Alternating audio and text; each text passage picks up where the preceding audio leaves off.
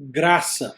Então temos três vergalhões. O primeiro nós já vimos, soberania, e o segundo vergalhão, que dá sustentação a toda a Bíblia, toda a história da redenção bíblica, é a graça. Alguns dizem que falamos demais da graça, mas não tem como ser diferente, pois é o único aspecto divino que nos dá razão confiável para continuar. Porque pensa comigo, em todos os episódios da humanidade, Deus se mostra não apenas soberano, mas gracioso. A humanidade mesmo já era para ter sido extinta e se destruído diversas vezes, não só pelas guerras, mas pelos nossos atos individuais também. Deus, porém, soberanamente, agiu com graça e sustentou o ser humano, até os que não são seus. A graça é aquela ideia da vara e o cajado do bom pastor que, por bem ou por mal, recoloca as ovelhas no caminho.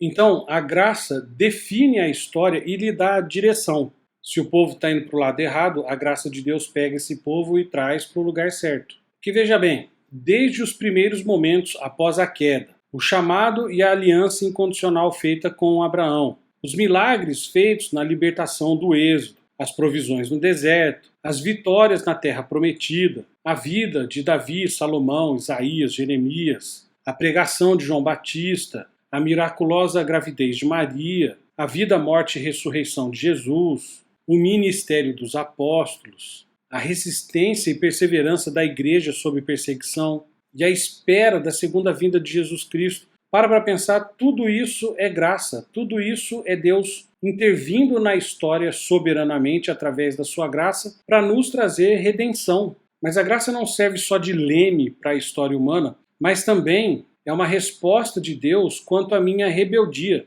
Porque a graça de Deus, ela justifica o meu pecado. Ela me traz completo perdão e justificação, quer dizer, aceitação diante de Deus Pai. Se fosse isso, já estava ótimo, mas a graça também me adota. É através da graça que eu começo a fazer parte da família de Deus, com todos os direitos e privilégios de um filho verdadeiro. Também é através da graça que eu recebo capacitação da parte de Deus. Quando eu sou regenerado, quando eu nasço de novo, quando eu recebo um novo coração, um novo espírito. Tudo isso me faz pensar, dizer e fazer coisas que eu não conseguiria por minha própria força. E também a graça transforma. Ela muda radicalmente cada aspecto da minha vida. Então, graças à graça, eu não preciso mais ficar cativo da minha própria rebeldia, não preciso mais ser derrotado pela minha própria insensatez e nem fico mais paralisado por minha própria incapacidade. Por isso, onde sempre houver pecado, onde sempre houver pecadores, vai ser necessário e fundamental, essencial, que exista graça.